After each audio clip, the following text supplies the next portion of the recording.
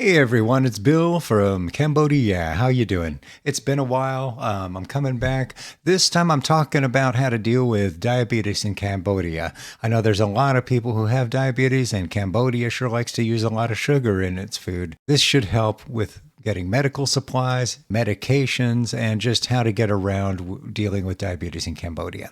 So we'll start with medications and supplies. You can get test strips, lancets, glucose meters, and some basic meds like glipizide and metformin, stuff like that at some of the pharmacies. Some of the best ones are Preah Vihear, UCare, Pharmacie Kravvan, Angkor Thom, and one pharmacy. I'll put these all down in the description for you as well. What a lot of people do is just go over to Bangkok because there's a lot more options available there, and just do a run every few months and stock up, and then come back to Cambodia, and they spend a weekend in Bangkok. It's a nice little vacation, and it's a way to stock up on all the supplies and meds that you need. Then insulin is kind of difficult to find in Cambodia.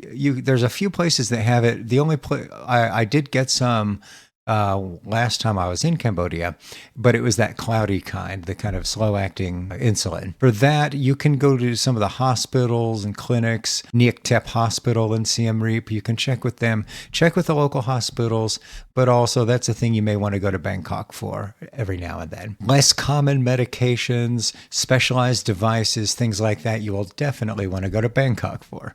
And this is something you'll hear a lot from people when it comes to a lot of medical stuff is go to Bangkok, go to Bangkok, go to Bangkok. Cambodia's medical scene isn't the most developed, and it's not as bad as it was a few years ago. It is actually getting better. You can now, there are clinics and places you can go to that are quite adequate. And there's full-on hospital and stuff.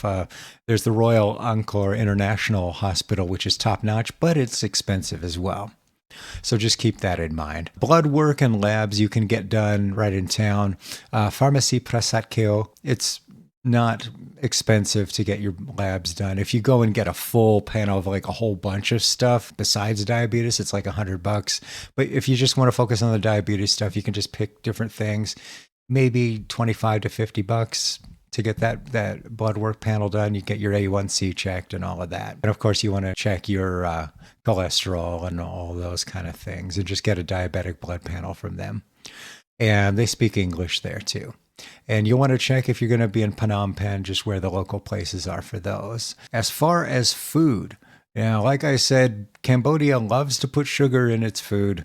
Everywhere you go, like just about every dish has sugar in it.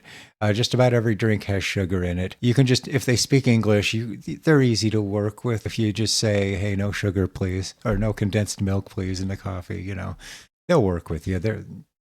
Nobody's going to give you a problem with that. If they don't speak English, download the Google Translate app instead of buying some expensive device that might not have Khmer anyway. So the Google Translate app is free. I'm afraid it's not showing up extremely clearly here on this video. I'm sorry, but it's pretty easy to use. So you can either enter your text manually or you can speak it. There's a little button at the bottom here, the middle round one, that's a speaker button. And you have your languages here, English for what you're speaking. And then the other side is Khmer. If you, obviously it won't say Khmer when you open it by default, but if you hit that button, it'll have a list of languages. You can pick Khmer. And then what you can do is speak into it after you hit this little button. No sugar, please. And it'll pop up the Khmer script, English letters, and there's a little speaker button. If they can't read the script for some reason, you just go, and it'll say it for you. So you can use this for communicating all kinds of things in Cambodia, not just for diabetic options. If you want more info about pharmacies, doctors, clinics, and other more general medical stuff in Cambodia, I have a previous video. It's healthcare and medical issues in Cambodia. I'll put a link to that in the description. A couple more tips. When you go out to eat, not only do they put sugar in a lot of stuff, but they also serve everything with a big mound of white rice. You don't have to eat all the rice. You can take some home with you. You just get it to go.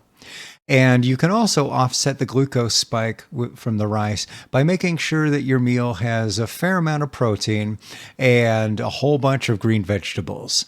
And that'll slow down the glucose spike. Also, you're likely to be walking around a lot more than you might have been used to in your home country. So getting all that exercise will definitely help bring your glucose down as well. So try to walk as much as you can and not take too many rides. Get some exercise in. That'll help keep things in check. When you leave for Cambodia, I would suggest, if it's something you need, bringing a bunch of compression socks, because I haven't seen those in Cambodia. I don't know if they're available there. So bring a bunch of those. You'll probably be able to find them in Phnom Penh. If not there, then as always, Bangkok. I hope you have found this helpful. I want to see you healthy and happy and having a great life in Siem Reap. And if you'd be so kind as to subscribe if you haven't already, like this video, share it with a few people if you think it would help, and let me know what else you'd like to know about. I'll see you again soon. Take care.